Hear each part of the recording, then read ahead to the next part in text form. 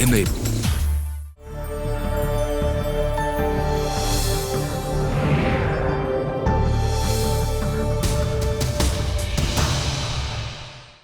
Hello and welcome to the second edition of Forbes India Legal Powerlist 2021 in association with Legitquest. I'm Anusha Soni. In the 21st century, as India continues to face a booming population, a growing economy, an ever-increasing legal backlog, technology is the only solution. To create an authorized legal database for digitally storing the data from all the courts, tribunals, committees, article acts in order to transform the legal research and landscape by making it much more faster and efficient. By maintaining faith in the Indian legal system, building a strong civil society in abidance with the values enshrined in our Indian Constitution. Members of our legal fraternity in this process play a very important and a critical role. To identify the contributions and felicitate such individual stakeholders of the legal system, Forbes India and Legitquest had come together for the Forbes India Legal Powerlist in the year 2020.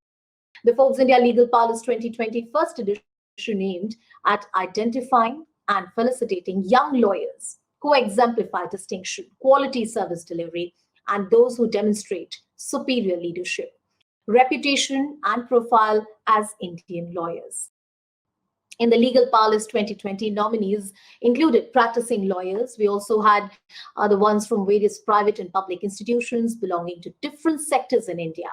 They were shortlisted through a stringent jury process. There were 6 categories, 40 practice areas for lawyers like top managing partner, top law firms, top general counsels, top law schools as well, top in-house lawyers, top individual lawyers, with below 10 years of experience and above 10 years of experience. Over 100 winners have been chosen. The winners were then felicitated at a grand virtual event in the presence of an august gathering comprising of some of the most prominent and powerful names in the legal profession.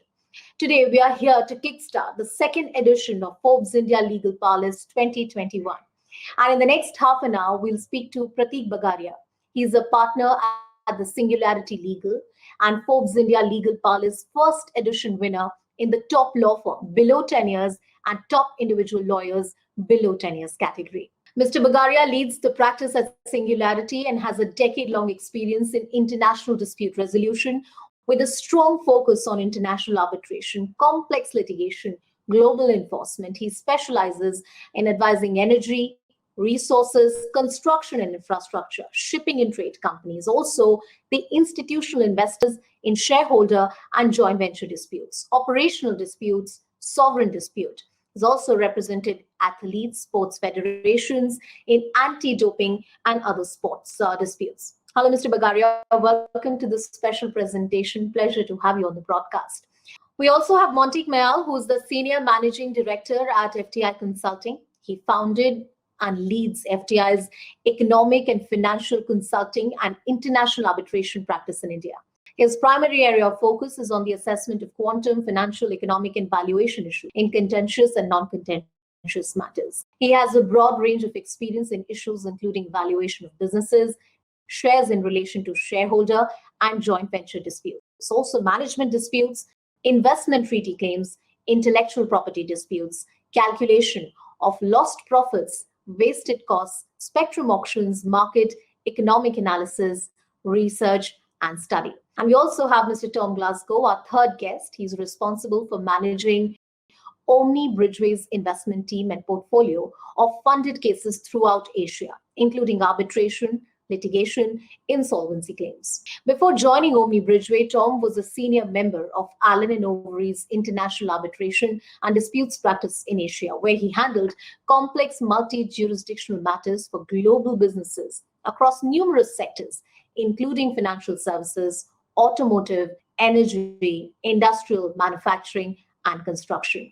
It's a pleasure to have you all with us on the broadcast. I want to begin the discussion by going to Prateek first. Prateek, let's begin by understanding your journey. You have successfully carved a niche for yourself, for your firm, leading in various niche categories. How would you really define your journey, and what really distinguishes your firm and its journey from the others? I think the first very important part was finding the right bosses. I was very fortunate throughout my career to be having the right mentor who would hone your passion. And I think that's very important, and that defines your journey pretty well.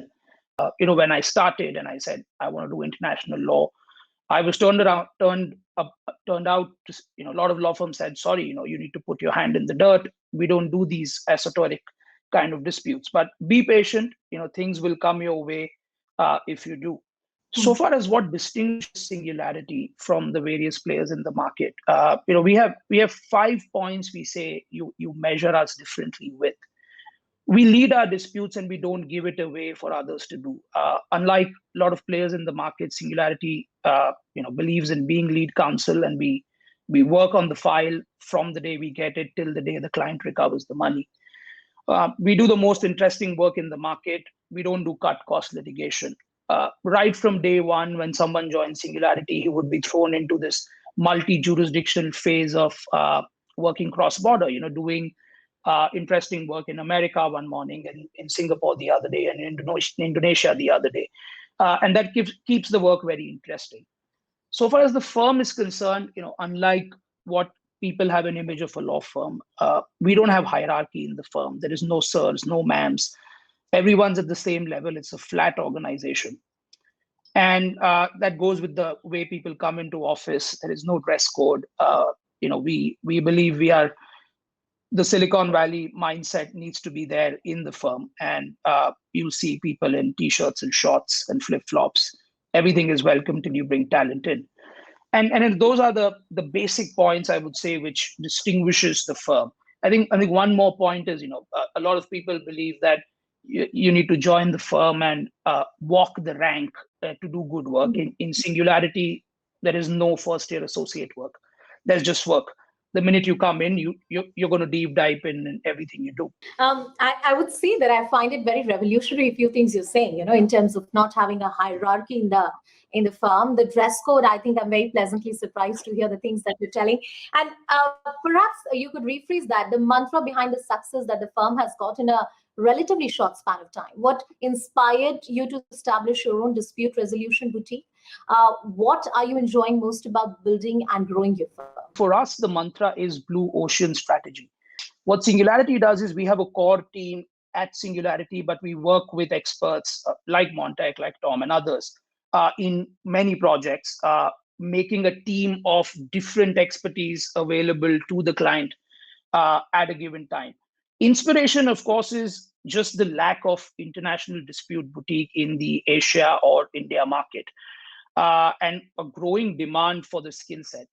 And it fits in right with the mantra. No one's doing it. It's difficult to do it, but since it is in demand and you can do it and no one is doing it, it's going to get you a lot of business. So that's the inspiration. Tom and Montec, how would you describe your experience and role in the international dispute resolution, and also your experience of working with Singularity?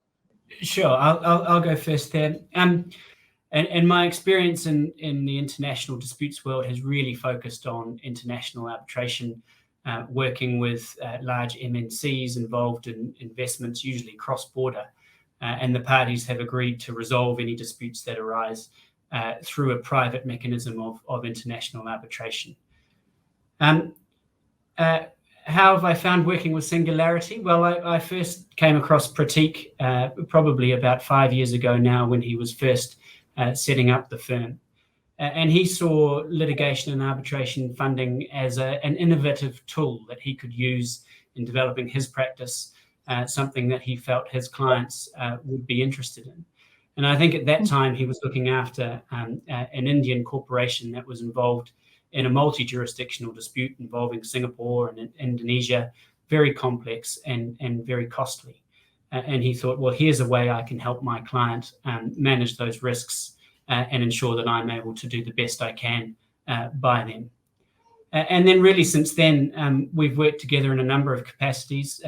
Whilst Pratik has been counsel acting for his clients and we've been funding his clients, we've also reached out to Pratik to provide us with advice when we are doing our due diligence on investments. So he's advising us on the risks involved in those cases. And more recently, we've been working together to try and raise the awareness in India and internationally about litigation and arbitration funding and how it can be used to the benefit of litigants.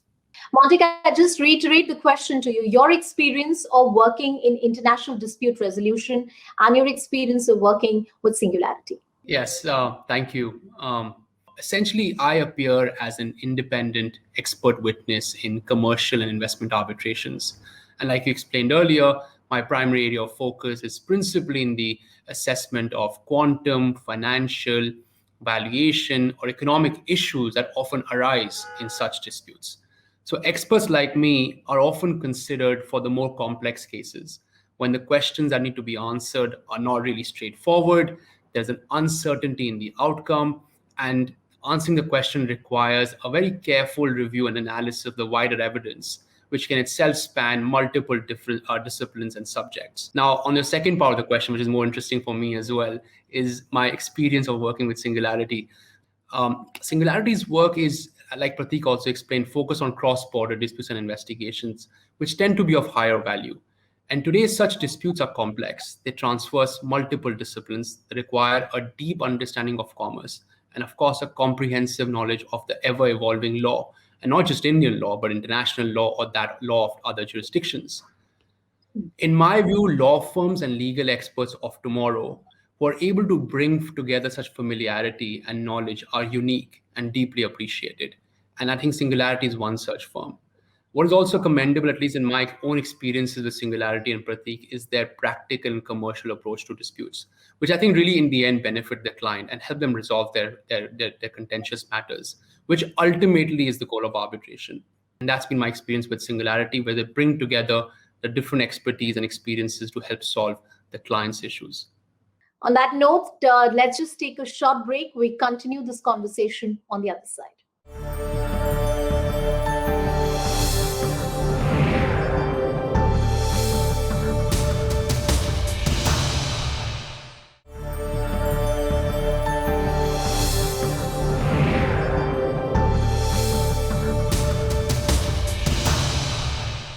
Welcome back to this special broadcast on the launch of Forbes India Legal Powerlist 2021.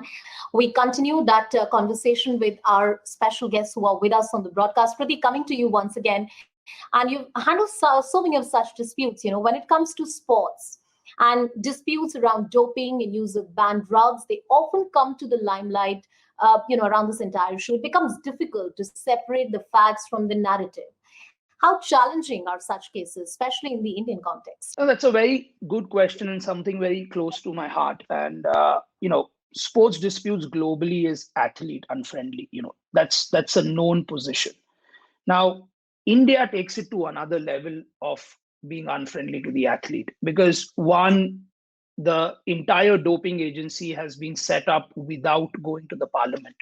So they have transgressed the constitutional route, which is now under consideration before the Delhi High Court. There is no facilities, international standard facilities or training available to the athletes about the banned substances or how things should work or how they should, go about training. There is SAI and a few who do it, but not for all sports. And then, of course, the entire remedy is not affordable to an athlete. Athletes don't make that much money to take an arbitration in Switzerland. And where the law stands today is if it's an international athlete, he has to take his final dispute to Switzerland. I have people coming to me and saying, so we can't even get a train to Pune, or going to a dispute in Switzerland is impossible. So what we've done is we've started giving back through sports disputes. We've started our own pro bono initiative where we take up cause for the athletes. We represent them before Indian courts and tribunals. We take them to their international forums and try to resolve their cases. And often I would say that they're on the right. The only thing missing is they don't have good money to get good lawyers. And we started this initiative called Play True. And we are today supporting 5 athletes in different fields, powerlifting, boxing, such other sports where they just need good representation for a cross-border dispute they're suddenly facing because they're not used to it. So it's very challenging when it comes to an athlete, especially from the background of Indian athletes. Not everyone is a cricketer or a rich sportsman. And it's wonderful that you've started that pro bono initiative. I'm sure it's going to help a lot of sports person who are involved in these litigation. Another interesting idea. What do you think about it? Has time come for talking about litigation finance in India? Do you see it becoming popular? Can this be the solution to bridge inequities? Well, there's only one answer I can give to the first question, is that yes, absolutely, the time is right to think about litigation finance in India. And it is becoming popular. We've been involved in active discussions with businesses in India for a number of years now around how they can use litigation finance to support the disputes that they get involved in, primarily offshore. And more there is interest developing onshore as well. And we really see it from three different sources. The first, as I say, those Indian corporates that are involved in international litigation or arbitration, they're incurring very high costs involved in those cases. They're complex. There are high risks involved, and the chance of losing money as well. And often we see a situation where the Indian party might be undergunned compared to the international opponent they have. So working with a litigation funder can help to level the playing field or deal with inequities, as you put it. So we're getting involved in those cases already. We're also active in discussions with financial institutions and companies seeking to enforce debts or against debtors who are based offshore. And we have a particular expertise in that area in developing multi-jurisdictional enforcement strategies for companies to be able to recover debts that they're owed, and something we've been doing for over 35 years, and something that we're working on with Pratik and Montek in different situations at the moment in India. Montek, you would want to answer this one. Litigation finance involves a lot of monetizing claim assets. What are the challenges that lie, and how does one value a claim to an asset? Now, valuing a claim asset at the outset is a function of multiple factors, right? Legal ones, so what are the chances of success on merits and establishing liability in the first place? Economic ones, what is the economic value of the claim, assuming liability is established? And of course, commercial ones, like what are the chances and timelines of a successful recovery, even if you are awarded the money you're seeking? So clearly, many factors will affect one's assessment of value of a claim. And in this regard, it's immensely important to work closely with your counsel and legal teams to conclude on the final value of the claim asset. Now, focusing on the economic considerations, which are very important when you're trying to establish the principal value of the underlying claim or the claim asset. First, of course, any assessment in a legal context must be considered carried out within the appropriate legal and economic framework. Right, legal and economic framework. It's immensely important to get right at the outset, because there's a chance that the entire claim is dismissed if your calculation of the claim is not consistent with your legal position. Second, economic principles will then help identify and apply the relevant approach to use to calculate the value of the claim asset. Third, identifying the date of assessment of the injured party is a very important aspect. This is critical because damages must be assessed as of a particular point in time. So any claim that is put forward must be put forward together with a legal position on the appropriate date when the claim should be assessed. Fourth, then you finally apply the appropriate approach based on the relevant legal and economic frameworks, and any answers and conclusions should be benchmarked appropriate company, industry, or macroeconomic data and supporting analysis. And finally, it is very critical to stress test your analysis to give more comfort on the final calculations. This can be done through various approaches, either a scenario analysis or sensitivity analysis, which also gives the funder who essentially is then investing in the claim more comfort on the range of possibilities that might finally be opined on for the value of the claim. So in summary, your assessment should be based on credible analysis, supported by reasonable and justifiable assumptions, and backed by evidence and data. And this, of course, is quite critical, as eventually the monetization value for a claim asset will turn on such an assessment and the valuation of the underlying asset. Pratik, my last question to you. How has the concept of litigation finance developed here in India compared to the rest of the world? And for our viewers, can you also take us through the processes which are involved in litigation funding? So legally speaking, of course, India is better placed than quite a lot of part of the world. This is because we don't have the laws of champity and maintenance in India. Those thoughts got never adopted in India, though the English came in. Now, those were the real restrictions globally on litigation finance. I don't want to delve in too much of what it is, but for the viewers who know it, they will know that this is the hurdle. And since that is not there, India is pretty much equivalent to a Netherlands or a Germany or those jurisdictions when it comes to how litigation finance should work and structure. The problem, I think, in India is the knowledge education is missing, both at the client and the advisor side. They're not as savvy and not advising their clients to use that much. Also, the information is missing, because of which there are no local industry players. So we have international players. We have a small breadth of local players who are now at the startup phase, but we don't have local players who are readily investing in claim assets. So I think those are the challenges in India rather than rules and regulations.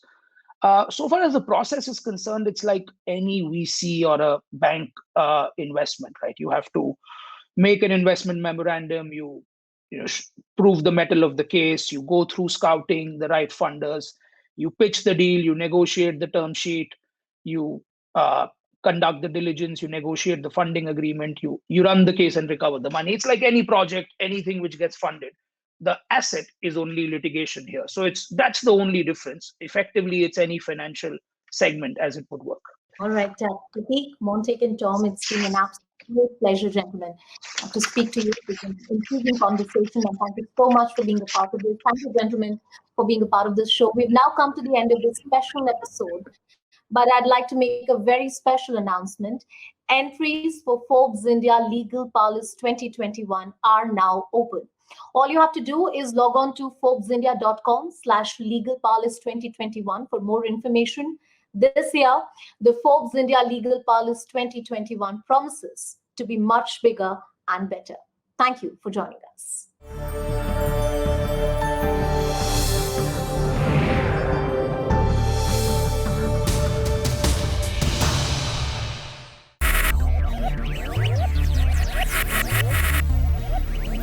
Focus, ideate, innovate, enable.